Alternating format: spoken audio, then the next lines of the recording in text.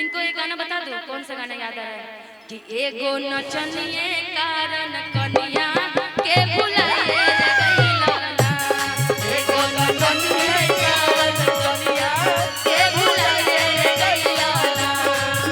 अब जाए पिया जवानी,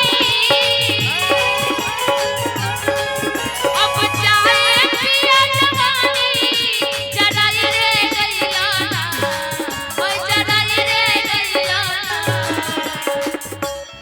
एगो नचनिए कारण, एगो नचनिए कारण कनिया के भुलाए गइला ना, एगो नचनिए कारण कनिया के भुलाए गइला ना। अब जाए पिया जवानी, अब जाए पिया जवानी जराई रे गइला ना, ओ जराई रे गइला ना।